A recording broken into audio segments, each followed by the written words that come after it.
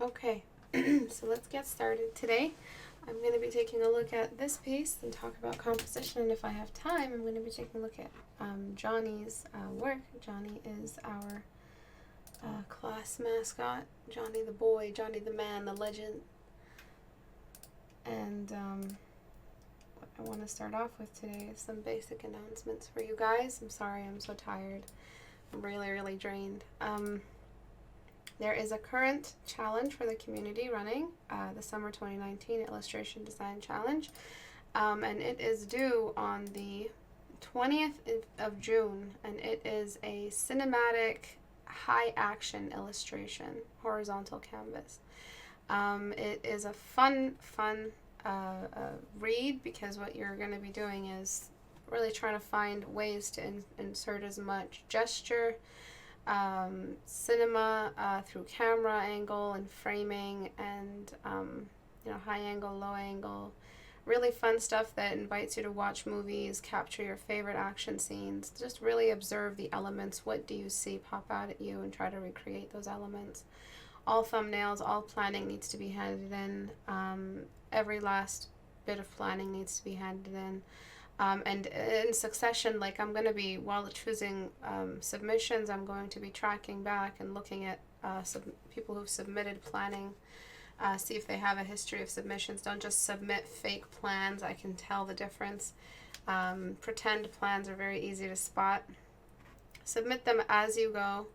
I'm not sure, I'm not seeing a lot. I'm seeing a lot of 14-day challenges, which is wonderful.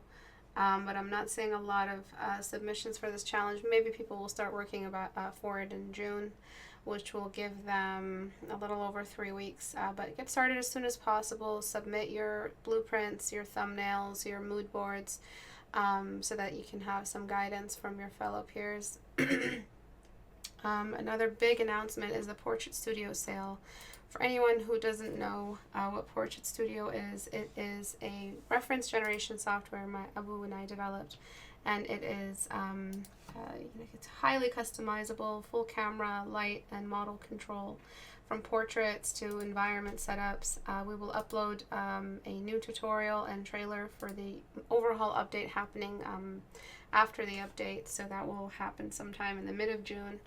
Right after the sale. The sale will last 2 weeks. It will start on the 1st of June to the 14th, at midnight, the 31st of May, 31st of May,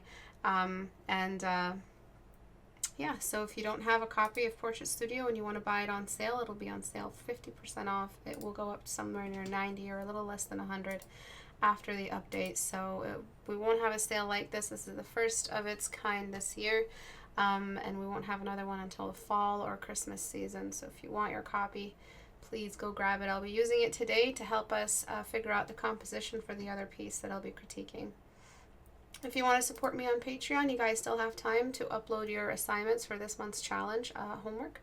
If you feel like Patreon Apprentice tier or any lower is too high level for you, the only one with homework is the Apprentice tier. And if you want to join as an apprentice for like an equivalent of my private tutoring, there are assignments that are tailored for earlier students, form studies, portraiture assignments that are looked at throughout the month, if not by me specifically, by the rest of the members in the critique community in Discord.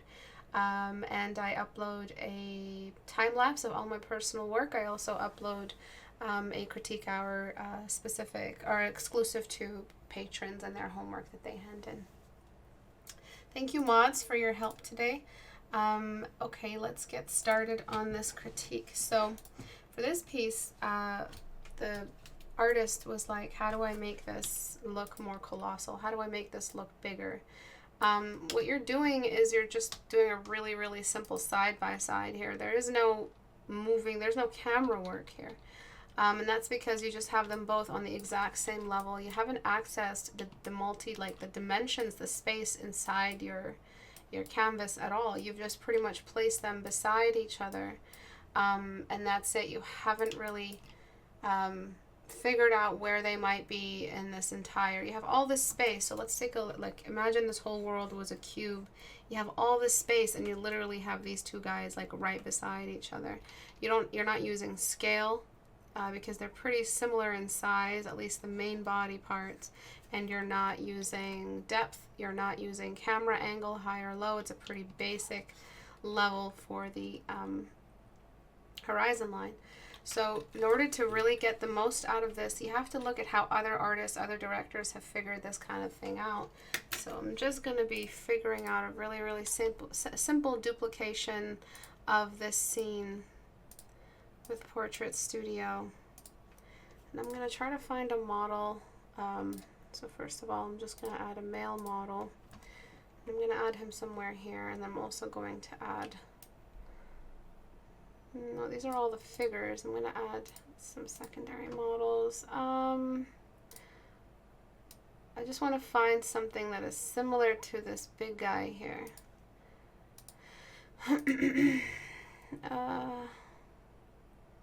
Primary models, secondary models, environment models. I forget where the gallery is for the, because I don't use them. Oh, animals. Okay, so let's see. I mean, the dragon is cool, but I guess this dragon is pretty cool. Okay, so let me just move this guy. Let me zoom all the way out. Just position this a little bit better. And I'm going to I'm going to shrink this guy so that I can keep running Photoshop. So my computer isn't that good. And I'm going to enlarge this guy. So where you have, actually I'm just going to show you real quick what you were doing. Is you were pretty much just positioning them really similar to each other. You weren't raising one above the other. You weren't using scale to your advantage. And you were kind of wondering why it wasn't reading. So let me show you what you could have been doing with your camera. Once I reposition him, he'll just feel colossal. So he's so big. I mean, he could care less who this little guy is, you know? He could care less who this fella is, what he's doing. And if you really want scale, you can keep this guy small, and the framing of the camera could be a little bit lower, right behind his shoulder. Or you can enlarge him so you have a sense, or just zoom up, so you have a sense of perspective as well. Don't want to look at your butt, buddy. Okay, and so there's just so many ways for you to fill in the space directly behind. You can even shrink this guy. There's so many combos that you could be working with. Let me just try to fill up more of the canvas with him. You can even shrink this dude, give him more like lower stomach, underbelly perspective, and he'll still feel massive. But if you really want that colossal cinematic kind of domination of the animal over the scene, you're going to have to shrink this dude. Oops. And reposition him somewhere here. And that's really the best frame that we could ever use. I'm just gonna keep lowering the dude down. For any boss scene, for any boss fight, we have this kind of position, and you can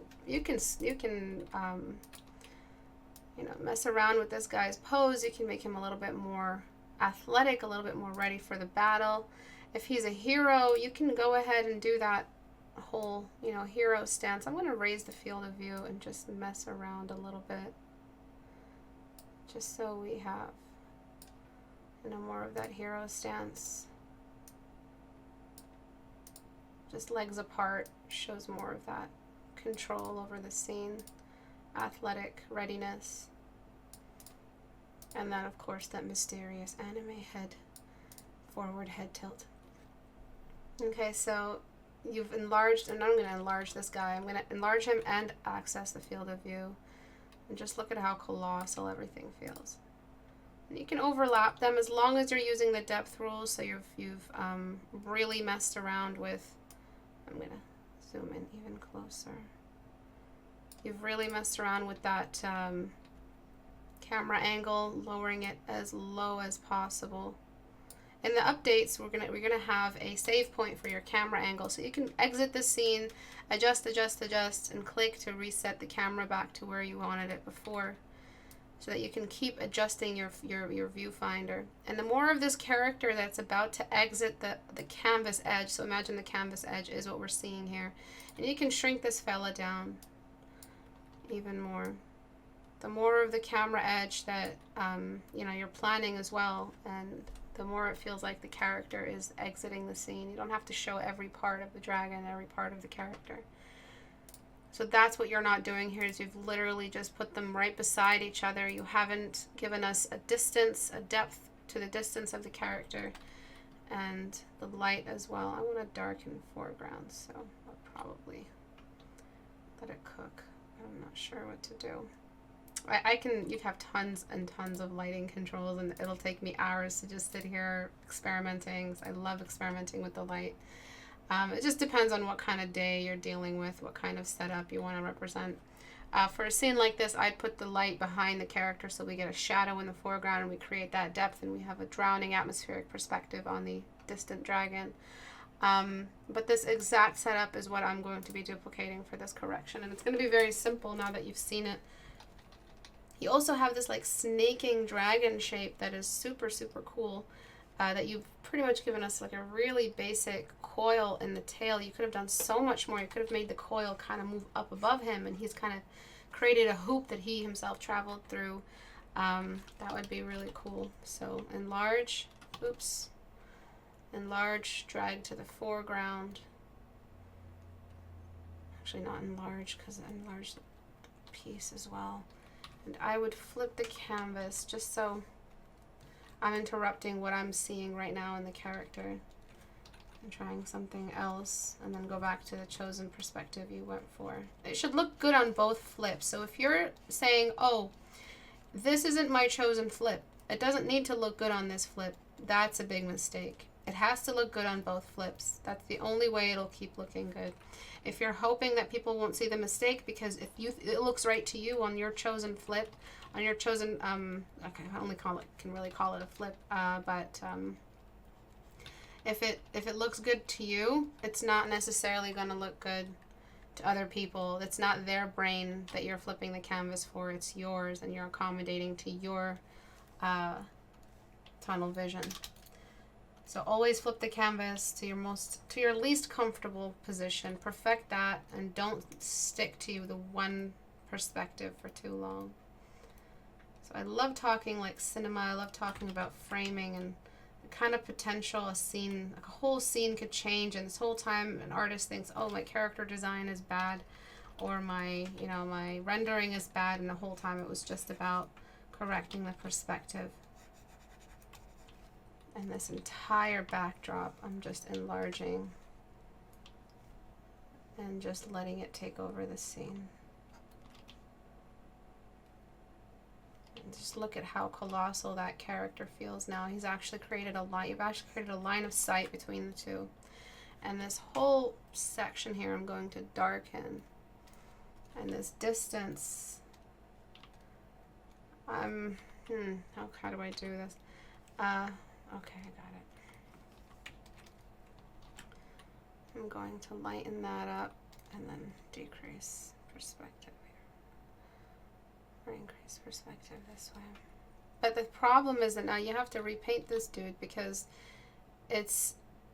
you've painted him like we're seeing him with our eye level at him. He's supposed to be larger than life.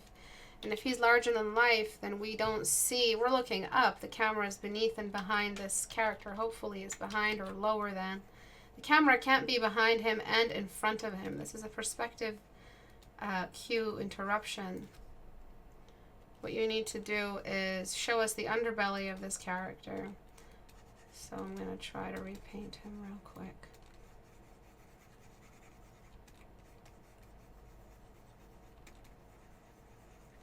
And then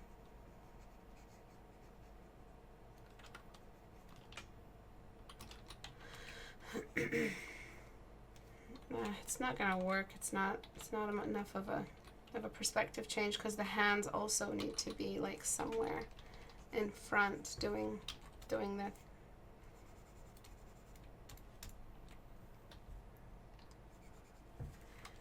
technically, when you have a cylinder and it's in perspective, and this is the bottom, the underbelly of the cylinder. The arms are going to be a little lower, and we're going to see the bottom part of the arms as well. So even if I fix the face, and the face was just here, and the hands, and we saw the underbelly, we still need to see the bottom of the arms, the bottom of the hands, the base shape, right? If it's facing him, if it's super close to him and it's looking at him, I guess that's different. If it's doing like a charge and it's ready to charge at him, that'd be cool. But at this point, you know, and that's acceptable, we could do that, and it's more cool, and you have a better stare down. It's just where you were before was neither this nor underbelly. It was just kind of in between, so it's hard to make a decision while still keeping the, you know, the class within a reasonable amount of time. So let me try that easier one.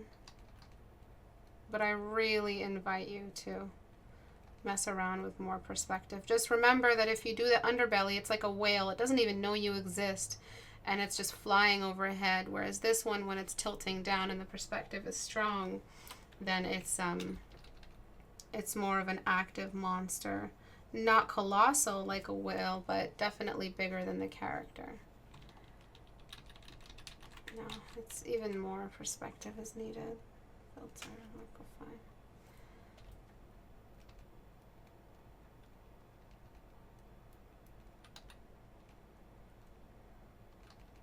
And you have, like, you know, not much happening on either spiral of the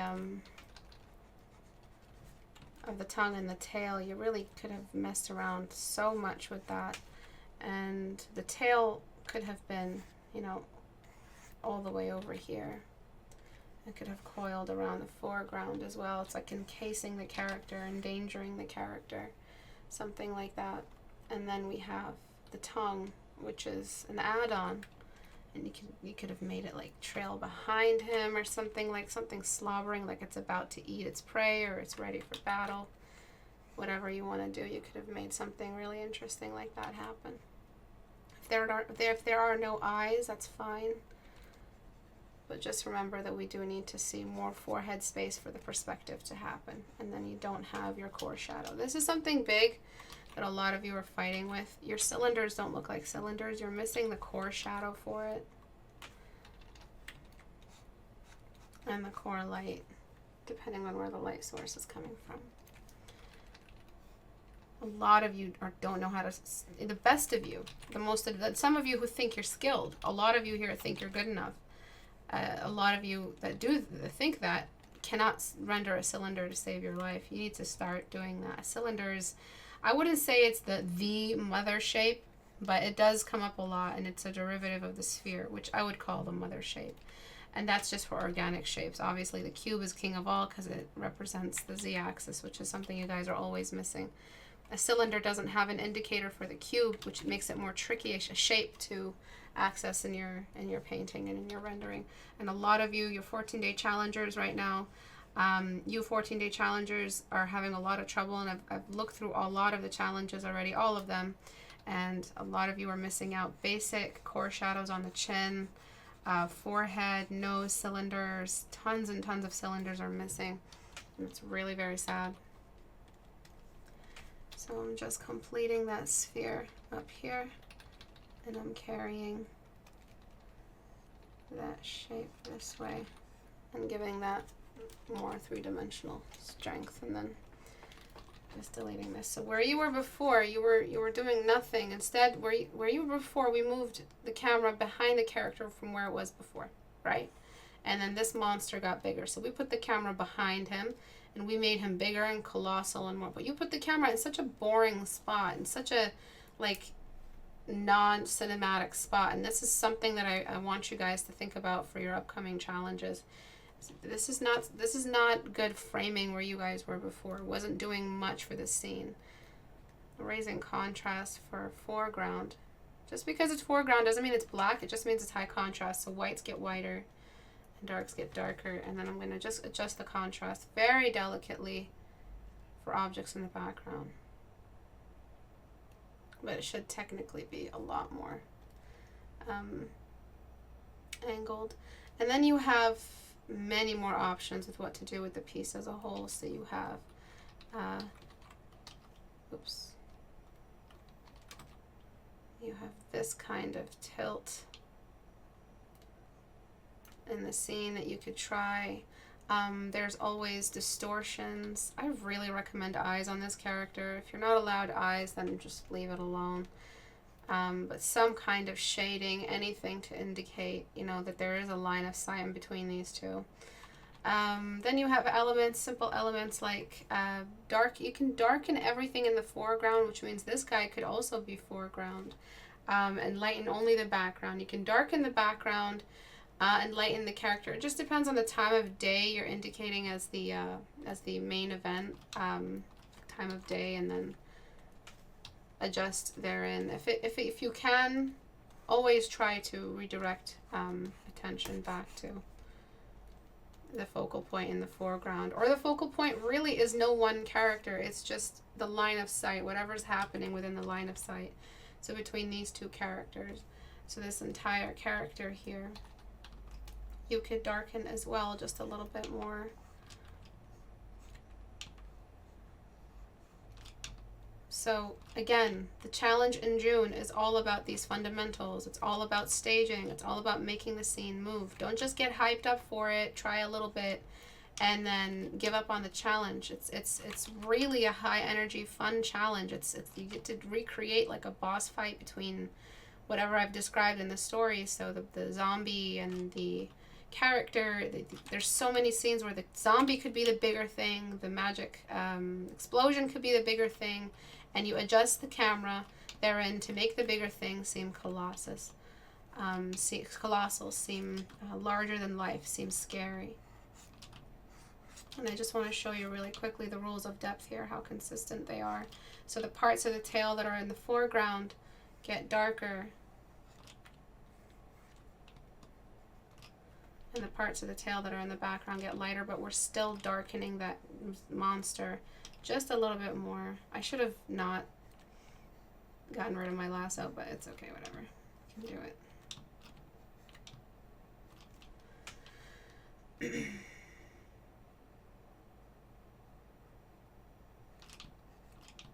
And a lot of these challenges are designed to make your portfolio a little bit more sparkly, a little bit more enriched, so that you can, you know, get the most out of your work. Oopsie, wrong layer. Okay, so we've darkened the foreground, and now look at that. The background is the lightest thing. So we've enclosed the darkness. We've kind of added darkness. It suddenly got really close to the character and scared him. You still have to have contrast. So you still have to have lighter areas. This is where it was before. It was a little bit more in the distance, less daunting. So I'm going to do something in between and then darken the tail the closer it gets to the main character.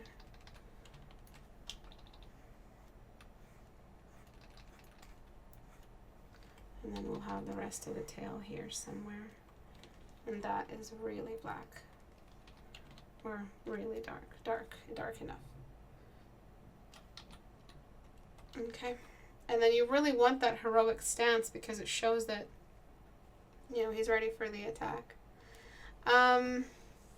Any questions at all about this stuff? So any questions about the challenge as well, feel free to pose that now.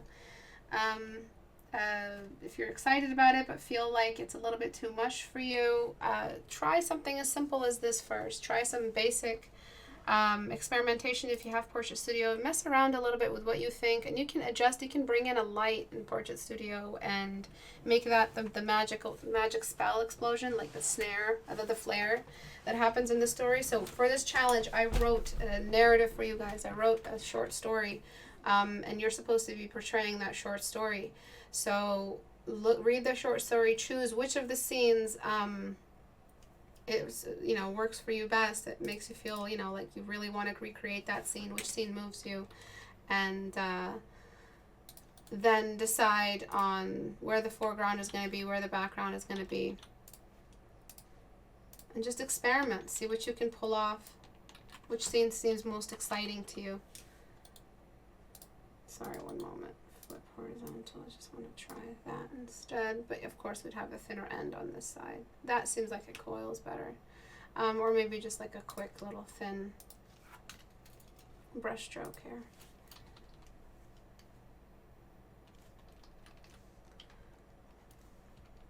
Okay, so in one of the scenes, the dominant force is the monstrous inferi, that zombie that's trying to pursue the main character. In another scene, it's the light. The other scene is the zombie being belittled or stunned by the stun.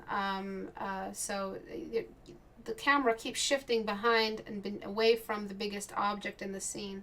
Same thing we just did here. We shifted the camera back this way. So remember, that's what you should be taking out of this critique, is that the camera is behind the main character, or the camera is not always behind the main character. It's just set up so that we can observe the danger with a POV perspective, point of view perspective of whoever is being attacked by the greatest force in the scene. And the greatest force in the scene keeps shifting in that short story I wrote.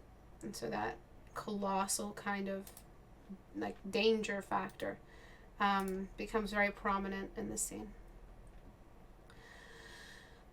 The rock should also be darkened. Yeah, it does look dull. Maybe bring in some texture, rock texture. The challenge is due on the 20th of June.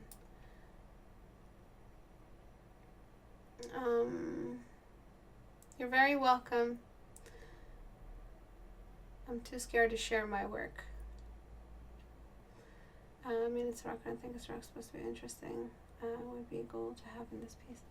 Okay, onward to the next critique. Istebrak, when you submit like workflow and stuff, under what flair do you use it? Challenge, community challenge. So whatever the workflow is for. So you would say community challenge. You'd put it on, not miscellaneous, just challenge.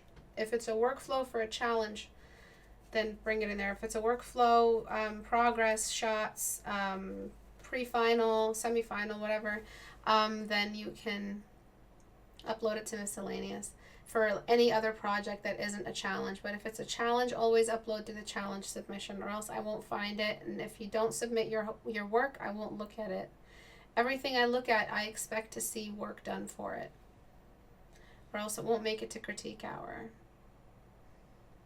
And the thumbnails are fun because even if you don't have Portrait Studio, you can, just imagine different ways of placing the camera. It's all about the camera. The camera should be the very first question you ask, because you're not rendering yet. So when rendering, it's the light source. But right now we're just framing, we're just staging. And in staging, it's a big deal in action scenes. You always ask, where is my camera? What am I doing with my camera? How does my camera tell the story? The camera should always tell the story. Write that back to me. So by show of hands, who is going to be joining this challenge, or who's interested in joining the challenge for June? After June 20th, I'm going to be taking off some time for my birthday week, so about like 10 to 11, maybe 15 days. So it'll be the last time you guys see me before the break. June 20th. I don't know, like my birthday, we're going for the 22nd. Camera should always tell the story. Excellent. Excellent. All right, let's move on. So this piece is Johnny Boy. And I want to yell at Johnny for a little bit, because what's happening, I don't know if this is a fan art or something, but I'm mad at you, Johnny, because I really want you to have better core shadows. And I know you can do them, but I just want to pick on you for a little bit. And I haven't critiqued your work in a long time. So the way you've designed this guy, or the way he's been designed, is that his shell is halfway through. And the way you drew his legs, it seems like his legs are somewhere up here from the side. And then these are his arms. It doesn't seem like his legs are underneath. If his legs were underneath, we would have a lot of perspective shift. This is when, pretty much from this point in the line, latitude line, to this line, is a lot of perspective. So that means we would see less of the foot, and it would start to disappear into the distance. Maybe we don't even see, we see more of the belly first, right? And we see more of the body on top of the feet. Really doesn't make sense to put the feet in front of the body, because this character would just fall backward. All right, that's part one. Part two, the light environment value is great, but you have this gradient going on. And I'm not sure why you would have a gradient. Maybe the gradient could exist just until the wall ends, And then beneath that, you have the glass surface that's reflecting the environment of the room. So what you did was you instead did a general gradient moving down. Instead, what you should have had is the wall ending, and then you have that reflection, because you gave us a reflective surface. You gave us a ground that can reflect the scene. Trust me, if it can reflect a perfect picture, it's because it reflects light perfectly. Light is what carries a picture. And that light you have here is not being reflected down here. So I'm going to start with that correction. Hopefully I can pull off a good lasso in no time.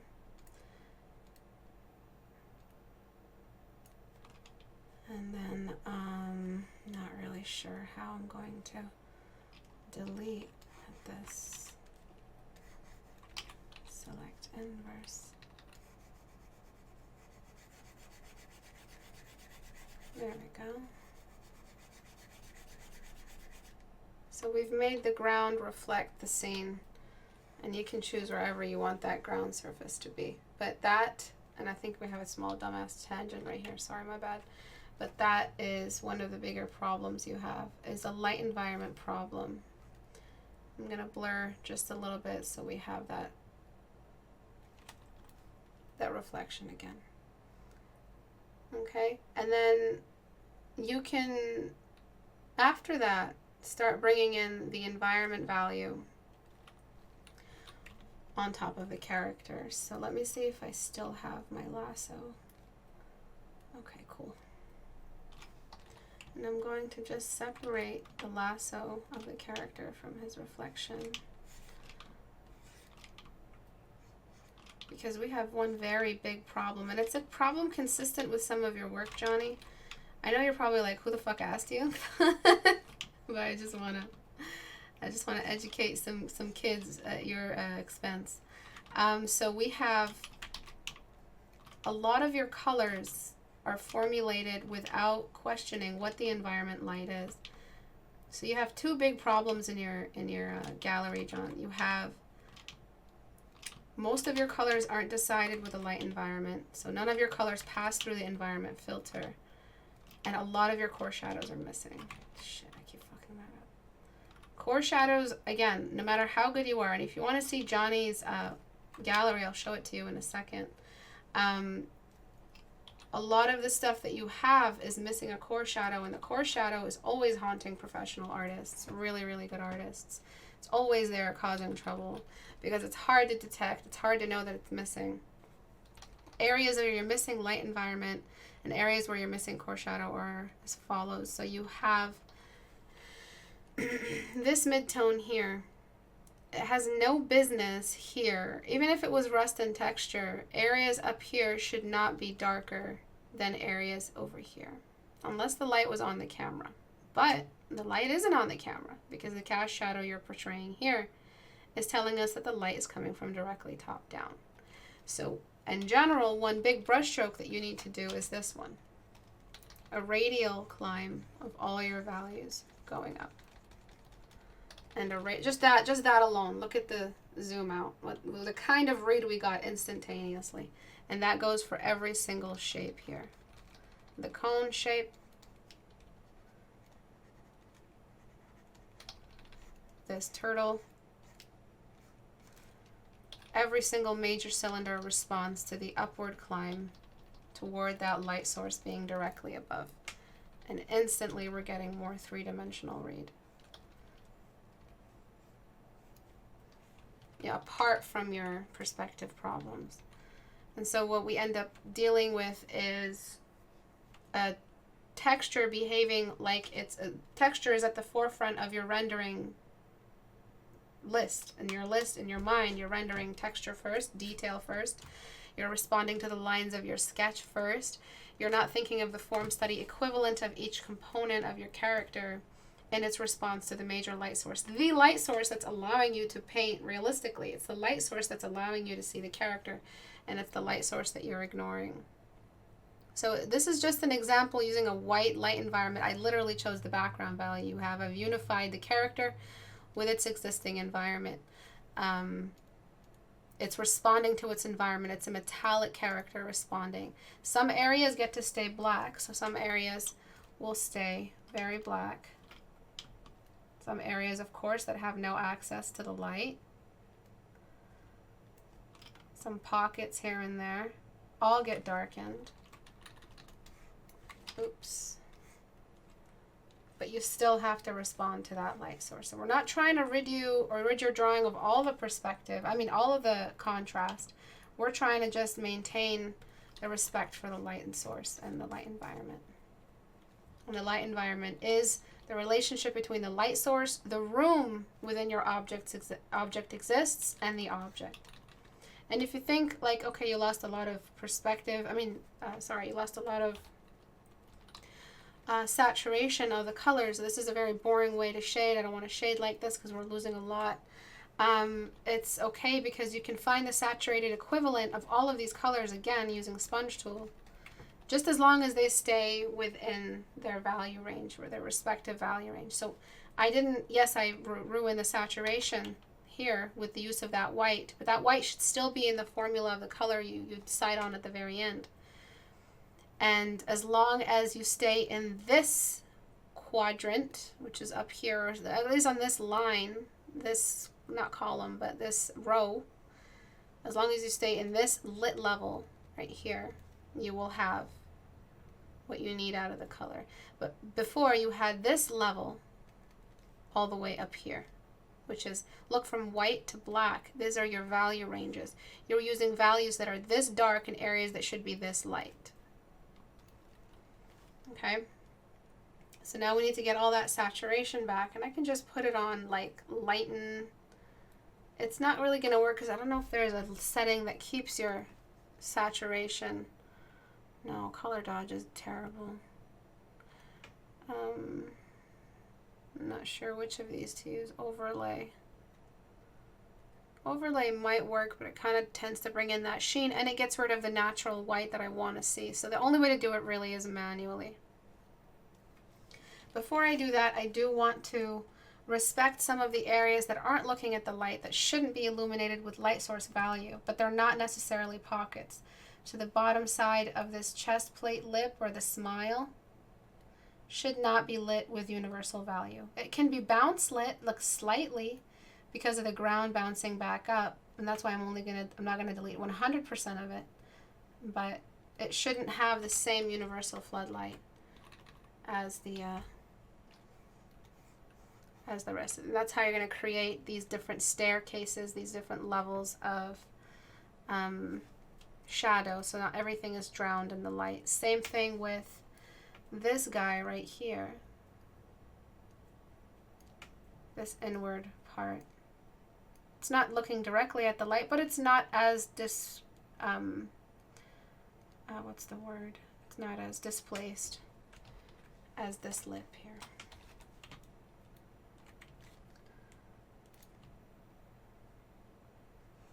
Even if it's just a study, even if it's just for fun, the first thing in your mind should be, where are my spheres, where are my cylinders, where's my light source coming from, and what's my environment brightness. And I know I'm pissing you off just by doing all that. I know you're pissed off. I'm going to try to make the this shadow area even darker. Oops, I erased a lot over there.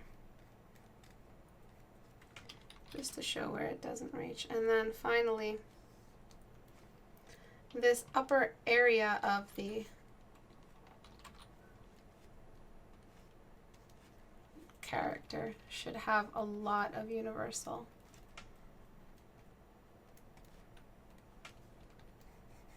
Oops, I didn't flip the canvas. Or I didn't inverse the selection. Okay. We have a lot more white up here, because it's the area that is directly exposed to the light source. So it would be super white. And so now we're highlighting. Now we're finding areas that are high efficiency reflection of the light source. And we're bringing in a full-on white. So your highlighter should not be a vibrant green. Those are only existent in the midtones. Your highlighter, if you really want him to look like he has a sheen to him, should be a pure white belt. So that's why I'm using this belt-like brush stroke here. And I'm tilting the thing so it matches the latitude or longitude line of the sphere. And then saturating, bringing the sponge tool, flattening the scene and saturating. You see how the legs are sticking out so awkwardly? Saturating on either end of the belt of highlight, not directly on the highlight. And that's how you get a more believable highlighter. And then the only saturation is in midtones. There is no saturation outside of midtones. So we need to start adjusting the core shadow now. So the core shadow is an entirely new layer. And I'm again going to select. See how zoomed out I am? You can't make an accurate assessment of your core shadows and stop seeing detail and stop falling into the detail trap without zooming out. You have to absolutely zoom out.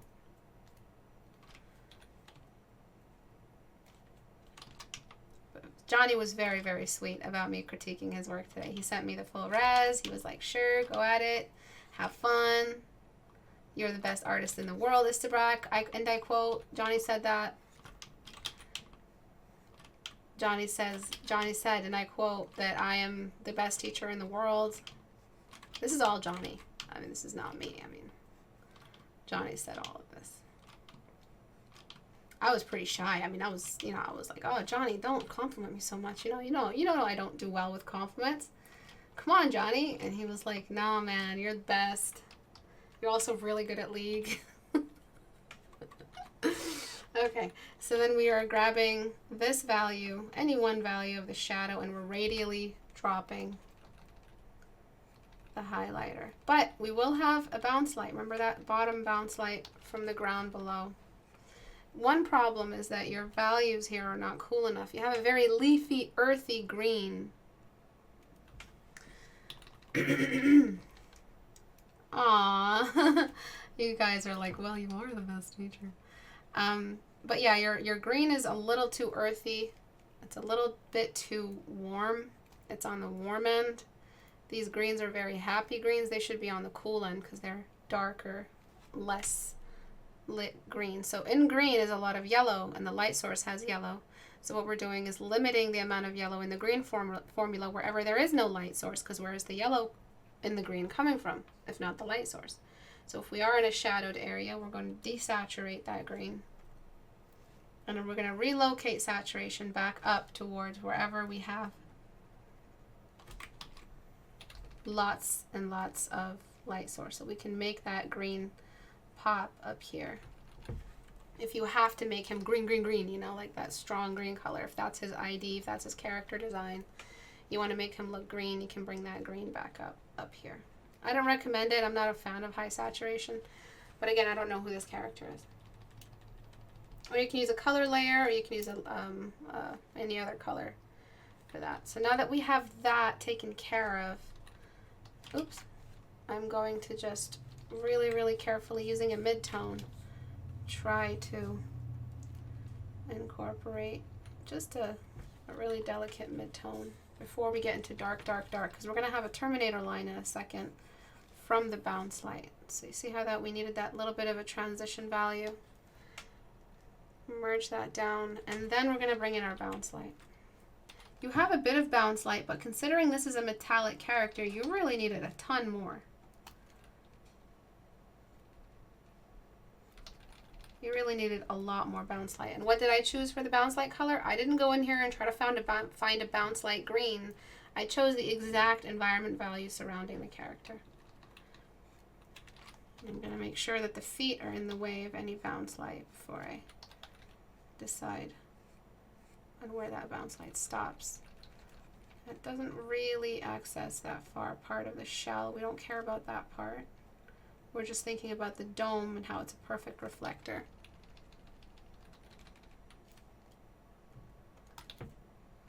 For bounce light right now. And again, the light is directly coming from above, so it's a very sharp upward bounce. Almost a rim light. And this part of the rim here is not looking at the light source. Neither is this part. It's just the lower part of the underbelly. Anything that is not facing light source just doesn't get light. Any plate or surface area not facing the light, and the bounce light just does not get any. So I'm going to just make this a bit more white. And it does need to travel higher. So that's my brush. My soft brush is a little crazy these days.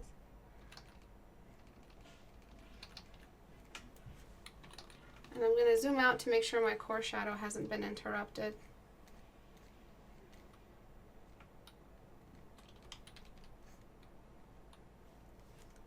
And then finally we have that leg issue.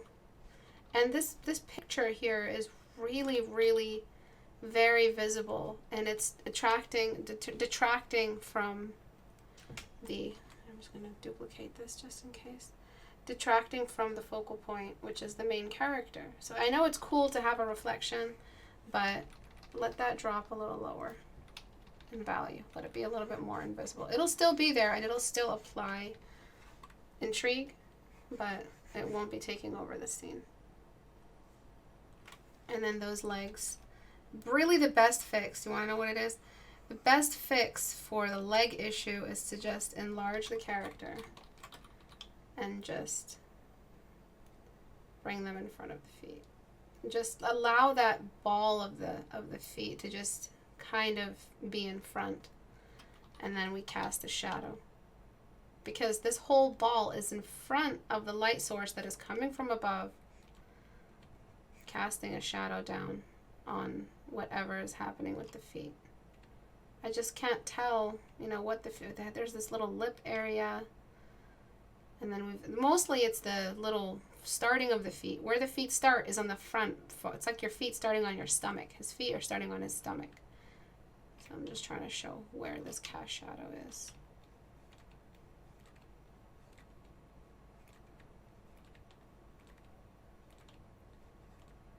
So whenever it comes to realism or realistically painting something or maximizing your realism, it's about asking the light source environment, being so realistic with your sketching that the character is, see, I didn't want to decrease his size.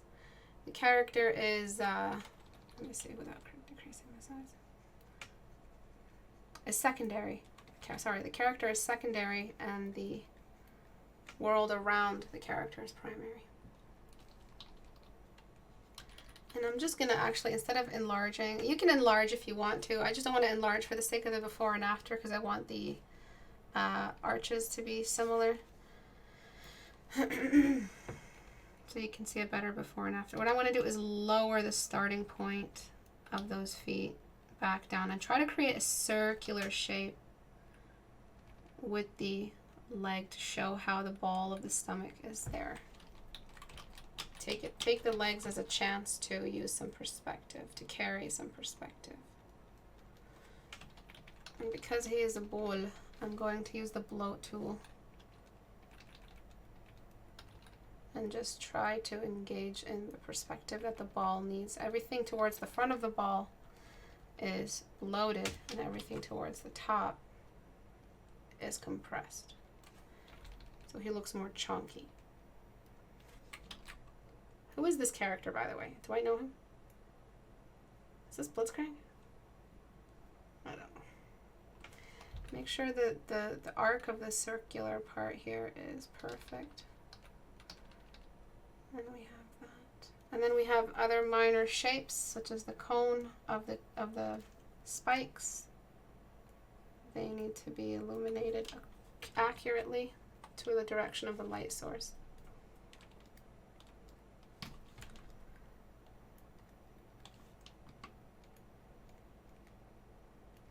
Just the top half of every cone. And what color do we use? We don't go into the color picker and try to find a realistic light source value. The only light source value we need, shit, my lights are flickering. There's a massive storm coming. I'm probably going to lose all my work. Oh, shit. Sorry, the only light source value we need is the actual light color. And you can bring in, again, on the midtone, in the halfway point of each of these, you can bring in a, I don't know what's going on, a midtone value to reveal the color. But technically, it should be this bright. And then there's the brightness of the room. Maybe the room could be a bit brighter. Oh man, lights are really flickering now. But I'm going to just make sure we have that nice terminator along the center.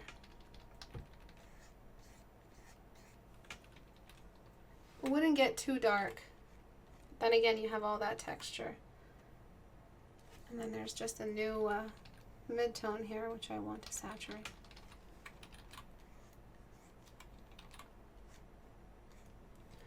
Okay, you guys, I think we're gonna lose connection soon. Can you guys still hear me?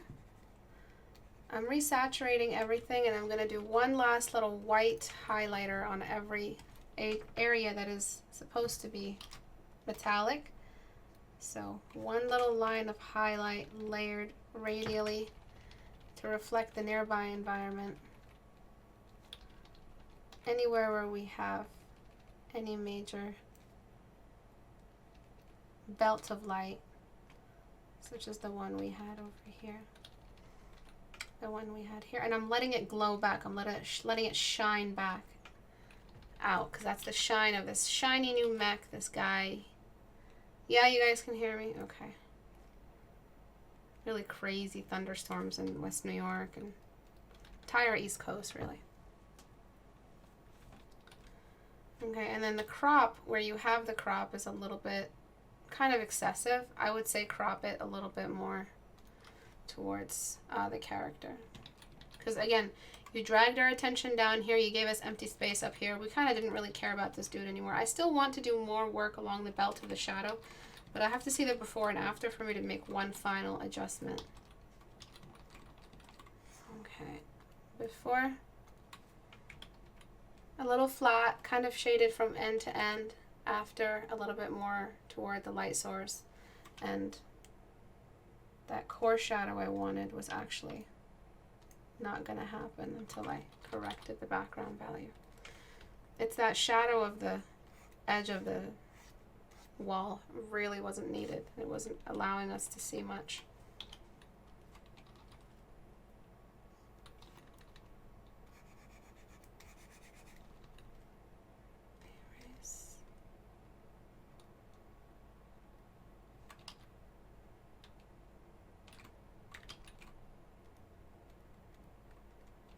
I don't know what's going on. Where's that eraser layer order? Yeah, I just want to capture that old.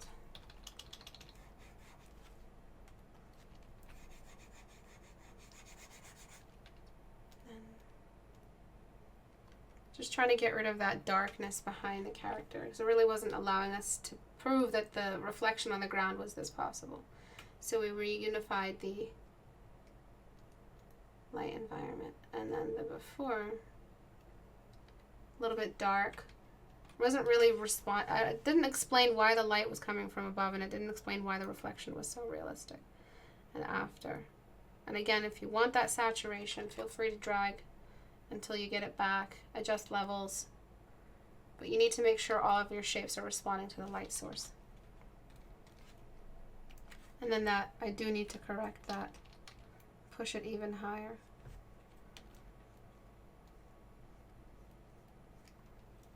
It's this little lip area here that just isn't getting enough light. It's coming from top down.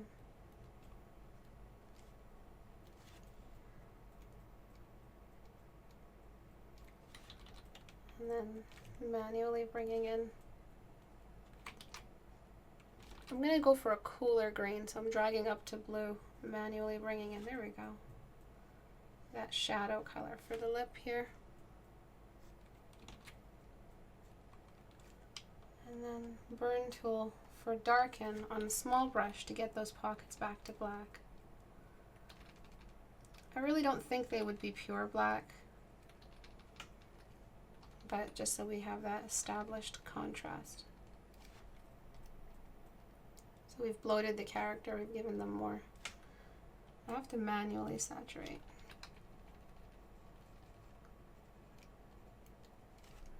I'm just trying to get it to the same level as your character. If he's supposed to be a dark character, then darken him. You know, if he's supposed to be a black character.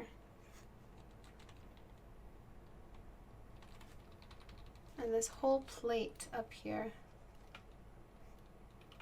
needs to be lighter at the top.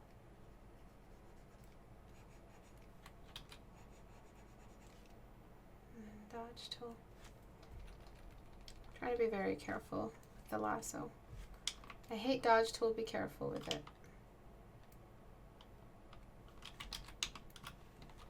Select inverse. Zoom all the way out. And just capturing all those areas exposed to the light. Now that I saturated, we have to make sure.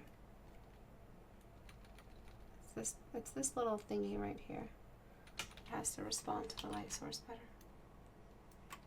And if you did have like this writing, it needs to be a bit more white. I think the light environment is big enough to reveal it if it's supposed to be white. If it's like a writing of a, I wonder if I can lasso it out. No, damn. I'm gonna try to show you what level that should be at. And there shouldn't be much green on the banner because the banner is its own value.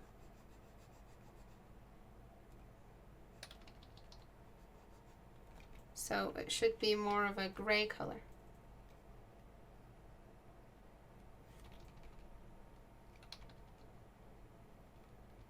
I really think we're going to lose connection soon. So I don't know if this is a banner though. It seems like it's, I can't tell if that's a banner, like a sticker, or like you know, like a shirt, or if it's part of the mech, if it's part of the plating. Look at the before. I think it's part of the plating. Yeah. I'm going to desaturate on the writing just to make it look more white. And then select inverse again. And because of where he was in the general shadow, I'm going to try to respect that darkness you had before. Let's see if this white can duplicate. Merge down. Raise it up a little bit for J-Poi. And I'm just going to darken the levels and saturate. Oops. Merge down. Any questions at all? So it's just about making sure you have your core shadow.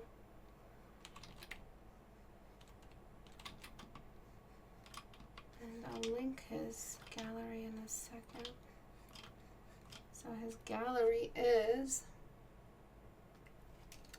John Kakatian at carbonmade.com. So his work is unbelievable. My favorite one is this one right here. Fucking bananas. John Kakatian. Cacatian. And then we're gonna finish up the lasso and then correct the levels.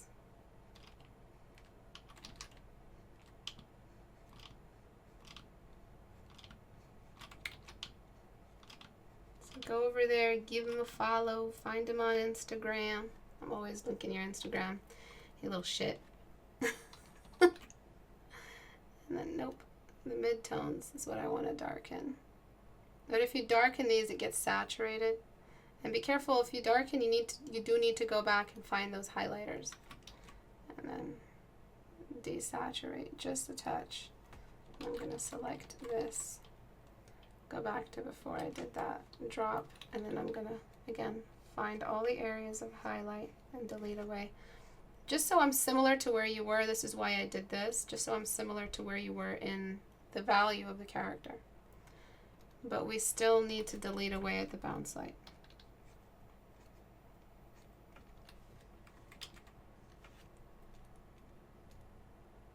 Okie dokie. This thingy, this little thingy, depending on how far it sticks out, would capture more light. It feels a lot less flat and a lot more saturated, and the light source makes a little bit more sense to the character. I'd say the cast shadow is a little bit, so let's just lower this for now. I'd say the cast shadow is a little bit dark for the scene as well. And that would be it. So a lot about framing and a lot about geometric anatomy, making sure you're preserving the origin shadows. You're not losing the base shape. To lose the base shape is to really mess up the total read, the distance read, the physics, you know, the native physics of the scene. And then, and any part of the geometry of the glove facing down will get some light as well. So copy, go to the old layer, and delete away where we have cuts in the cubes, so anywhere where that object doesn't look at the light. And then before, it kind of looked like his feet were on the front part of his face, and after, his feet are nice and tucked away behind. We just gave him a bit of a bloat. I really think there would be more bounce light hanging out here. Somewhere here. Because he is a bit reflective. Before, after. And altogether, something I like to do, just because of me, like this is what I do in my drawings. I just throw like a big glare towards the top half. I just feel like it does more for the scene. So if you were to look at it like it was a scene or a side by side of characters, just before, after, I just really like that haze moving over the character. Before, after, and because they're a flat character, I recommend a flat canvas. Before, after. As for the red, it's a light source and it needs to be way brighter. It can't be that dark. It needs to be like a super bright highlighter value. And I'm just going to darken everything around it. Just on that one area. Because it's a focal point.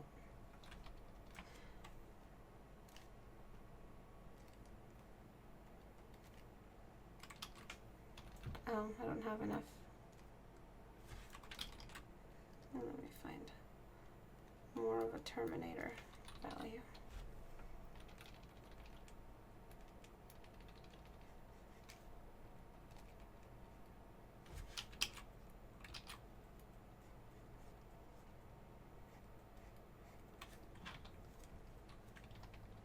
It's such a bright room. I think the best way to really get the most out of it is to shrink it down. And I do want to do one more thing, which is this plate I was talking about earlier. I want to kind of render it on its own, just to give it its own radial drop, because it is the top cranium of the big sphere, and that means that it'll have its own little radial shade leading to that little indentation there. So I'm going to darken it on its own just a bit. Saturate a touch. And then on a new layer, I'm going to find one of these local values and just give it a shadow right before it gets to that little edge.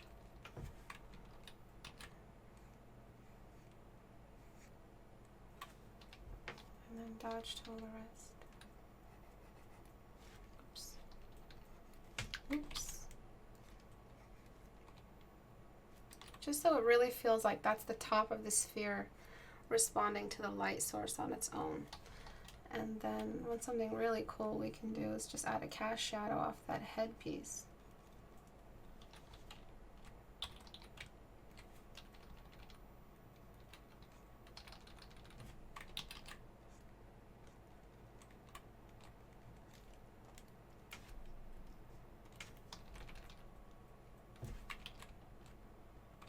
Oh, there goes my pen pressure. And then yeah, we're casting a shadow off that headpiece just there. So, because again, the light is perfectly top down, it doesn't feel like this moves in and under that kind of headscarf for that little top part of his head. Kind of feels like there's no space back there. Everything just ends. So throwing in a little shadow might help prove that it goes inward into the body. And then the thing I was talking about for that non-perfect sphere shape is that little bit here. Just perfecting the mechanics. He's got to be a perfect sphere.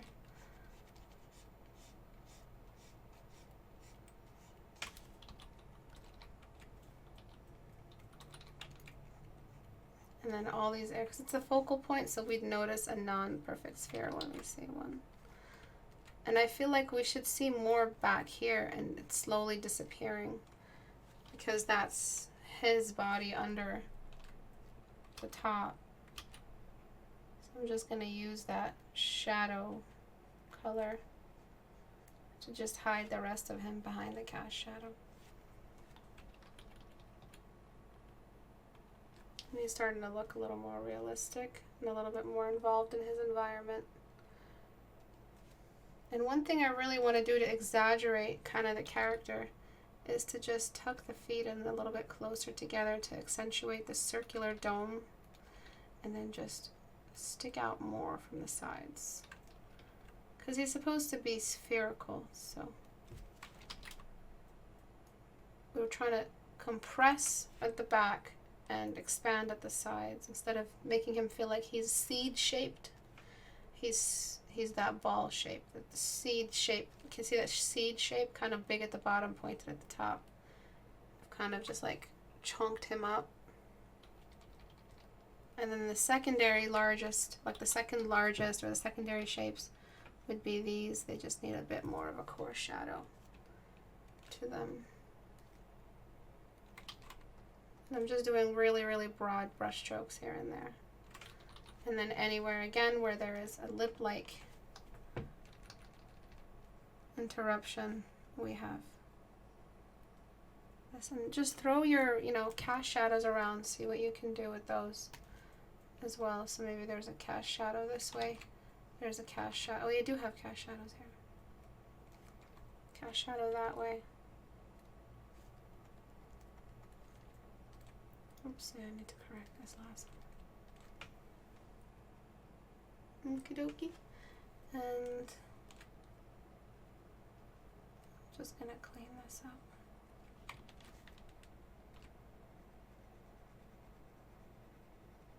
If it's like painted black, you can darken it, but I would do it in a gradual tone. I wouldn't make the whole thing black, just the darkest kind of points. But even then, I feel like I'm interrupting that glare. Any questions at all, you guys? The character is me, short, slightly round, and damaged. Oh, the character is you. Okay. It's so you, though. Hi, Johnny. So before, a little flat, the light environment isn't bright enough. And I would correct the levels one more time.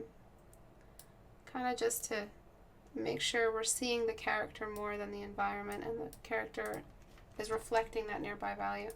That core shadow of the stomach area is still bothering me because we're not really responding to the light source. Oh man, I need to make sure I save before. Oh shit, Photoshop desktop save. Because that thunder, I don't know if you guys heard that. That was really loud. It's that core shadow from the top down light source. So it's really top down means that we have a core shadow starting in the middle somewhere. Just somewhere like that. So that's why that was bothering me so much, because if the light source is coming from above and it's a simple gray shape, so let's make it a simple gray tone sphere. The light source is coming from above, it's going to be a radial climb. Low opacity, high feed, radial climb upward, just like this, if the light source is perfectly from above. And that's what your shadow is saying, because the shadow you gave us is perfectly beneath the character. So that's why I felt like I had to raise that core shadow up a little bit to hit on the halfway line, because we can't really have a shadow that does this and a cast shadow that does that. That cast shadow would move this way. Okay. And you can darken that background value if you feel like you don't need it to be that dark. You can get rid of it, as long as you get rid of this reflection here, or lower the visibility of that reflection. So we tucked those feet back, and then we just made him a little bit more chunky and involved with his environment value. And again, even if we darken the background and delete, or, let me just make sure I capture the right amount. He'll still look good because the light source can still be bright even if we don't have, oops, select inverse. The light source can still be bright, and the object can still exist in this environment even if his background value is this dark or darker, as long as the character is responding to the light source accurately. So it was never about the character alone, it was about the reflection you were throwing on the ground and what it was representing about the environment. So before, and then before, and then after. Okay? So be careful with that shadow in the environment you're representing. You were saying that it was a really bright scene, but there was no core light. And again, if you don't like the white background, I don't always like white background. You can always darken the background, as long as you remember that the ground has to also respond the same way. So darken. Yeah, as long as the ground is responding in that same direction. Yeah? Before. After. Okay, just pushing the realism as far as I can. If you guys want to visit Johnny's gallery, again, it's johnkaketian.carbonmade.com. And we looked at setting up a scene. So before, so it's more interesting, more captivating, high energy, high cinematic movement. And then we talked about just basic geometric anatomy.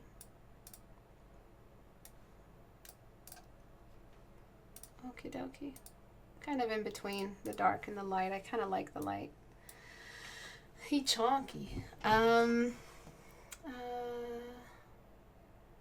So if you are asking me questions, make sure you @ Istebrak. How do you know how dark the core shadow should be? It's in relation to the midtone, which is the material color of the object. So it should be not too much of a jump, but if it's a textured, high reflectiveness, metallic surface, it might go just a little bit darker than usual.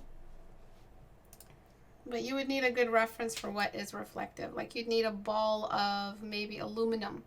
So aluminum ball, you can Google that. Aluminum ball. And look at how it behaves, where its core shadow is. It's really reflective. This is really reflective. I don't think this is his material. I also don't think this is his material as well, but we're trying to find something kind of similar. So if this was like a very simple plastic ball. Oops, not shopping. If this was a simple plastic ball, we don't have that much of a jump between shadows. Midtone and shadow are really similar to each other. They're not that different. When it comes to adding more metallics, we get like these crazy jumps in value that are more mirror reflections of the nearby environment than core shadows. So the more texture it has, the less it reflects, the better it's going to be at keeping a core shadow. And these are material studies. If you want to do material studies, you can start with this. Go from low matte or matte ball. Something like this, really, really mattified, you barely see anything, to something like this, where you see a lot of the environment surrounding. It changes the way core shadows work. It changes how much contrast is on the surface because mirrors are high contrast. Thank you, Johnny, for letting me critique your work. Congrats on your sister's graduation. So we use the light color of the highlights, but what is the most natural color to use for the cast shadows, coarse shadows? I always struggle with getting the right color. It is a saturated, lighter mid-tone. Then you have super saturated mid-tone, not super saturated for like in general, super saturated in relation to the environment and the material. And then dark is cooler, like 5 steps down. I could say very generally, abstractly, 5 steps down or something like that from where the value is for the saturated mid-tone, then desaturate into cooler value hue. So desaturating isn't enough, it's shifting to a bluer version of that color. So official homework for Tuesday. Do you guys want some homework? Your homework is to do colored sphere studies, so we can talk about varying, talk about accurate core shadows, and talk about different color theory. So we can talk about color theory if you do one red ball, one green ball, one yellow ball, all in the same light environment or different light environments, dark room, lit room, reflective room, mirror ground room, mirror wall room, and how that would affect the sphere. Different materials of the sphere studies. So it could be a high textured sphere, it could be a very matte sphere, it could be a reflective, smooth surface with minimal reflection, but maximum color. It could be a very, very low color, very pastel colored, matte surface. But that is official class homework now, due Tuesday the 28th at 5 p.m. Eastern time. Okay, so do some color studies so we can talk further about this topic, because it feels like a lot of you here are having trouble with color theory, what colors do in their environments. Blue does very different things as a shadow than yellow, and orange does very different things as a shadow than red. And you guys don't really know what to do with your maps, so let's talk about that.